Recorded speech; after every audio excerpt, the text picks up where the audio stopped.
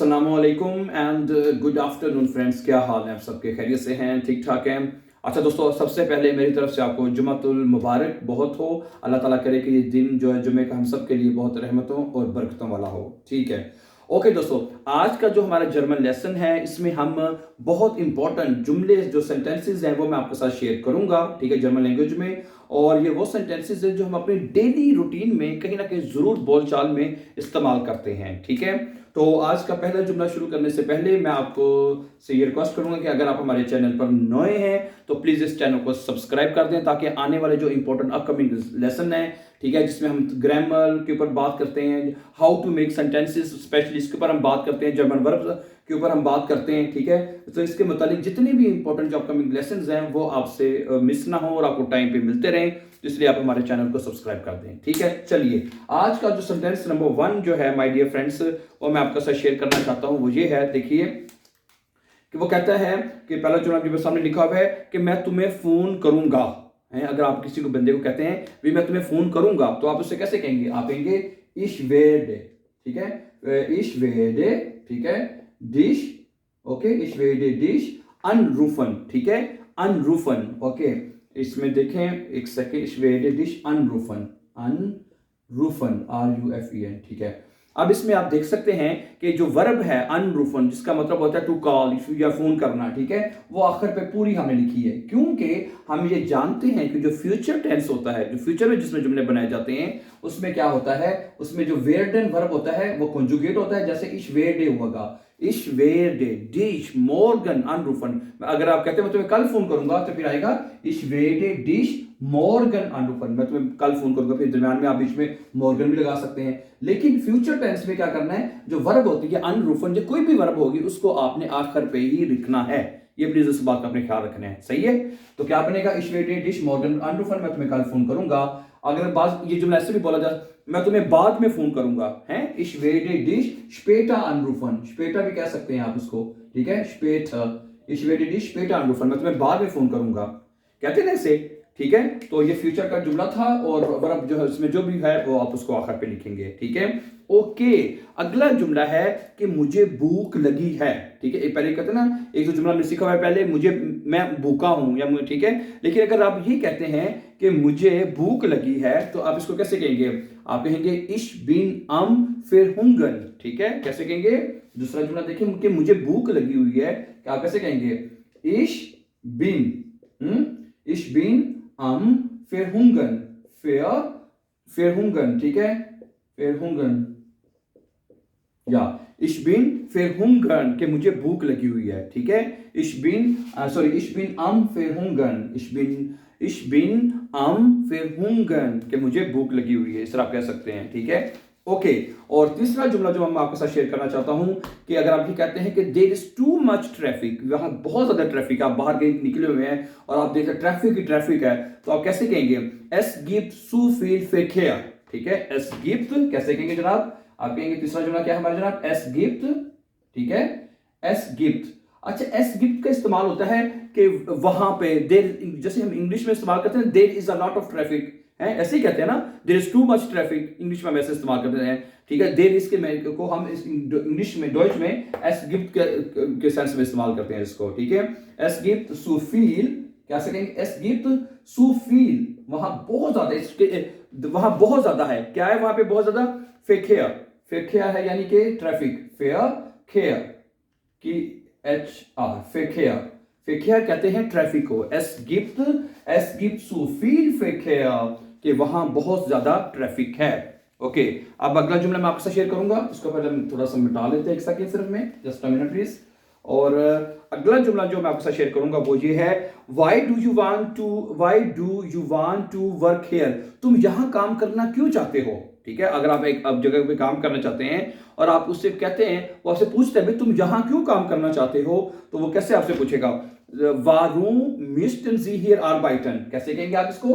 वारूम, ठीक है, वारूम मिस्टन जी, ठीक है, वारूम मिस्टन जी, ठीक है, जी यानी कैपिटल इसके साथ लिखेंगे, रिस्पेक्ट के साथ है, ठीक है। वारूम मिस्टन जी हियर आर्बाइटन, ठीक है, आर्बाइटन, समझा रही है ना। अब ये जो जुमला है ये मुडाल वर्ब में जुमला लिखा गया है, मुडाल वर्ब में। मुडाल वर्ब जैसे इंग्लिश में मुडाल वर्ब है, तो जब जिस तरह फ्यूचर टेंस में हमने जो जुमला बनाया था ना, अनरूफन आखिर पे आया था पूरी वर्ब, इसी तरह यू नो दैट, आपको पता है कि मुडाल वर्ब में जो वर्ब होती है, जब यहाँ पे जो वर्ब आर्बाइटन है तो वो हमने सेंटेंस के आखिर में पूरी लिख देनी है, आर्बाइटन वर्ब पूरी आ जाएगी यहाँ पे, ठीक है। वारूम मिस्टन सी हेर आर्बाइटन, ठीक है। अगर आपने यहाँ पे ये कहना हो, जी की जगह पे दू कहना हो, भाई तुम यहाँ काम करना क्यों चाहते हो, ठीक है। ये तो आपने फॉर्मल तरीके से यानी जी के साथ बात की है ना। अगर आप यही बात पूछना चाहते हैं कि तुम यहाँ काम करना क्यों चाहते हो, फिर इसमें क्या चेंज होगा वो देखें। सबसे पहले आ जाएगा मिस्टन की जगह पे आ जाएगा, चले ऐसे कर लें, पहले दू आ जाएगा, जी की जगह पे क्या आ जाएगा, दू आ जाएगा, ठीक है। आपकी जगह तुम हो जाएगा, फिर दू हो जाएगा, और यहाँ पे मिस्टन जो है वो हो जाएगा मिस्टेस्ट, TEST, ठीक है। वारूम मिस्टेस्ट दो हियर आर्बाइटन, तुम यहाँ क्यों काम करना चाहते हो, समझा रही बात आपको, ठीक है। तो वारूम मिस्टेन सी हियर आर्बाइटन, वारूम मिस्टेस्ट दो हियर आर्बाइटन, तुम यहाँ काम करना क्यों चाहते हो, सही है। इस तरह ये जुमला आप बना सकते हैं, ठीक है, गुड। अगला जुमला क्या है, do you have any questions for me, क्या तुम्हारे पास मेरे लिए कोई सवालात हैं, क्वेश्चंस हैं, ठीक है। तो इसको आप कैसे पूछेंगे, haben Sie Fragen an dich, ठीक है, an mich मेरे लिए, ठीक है। क्या कैसे कहेंगे, haben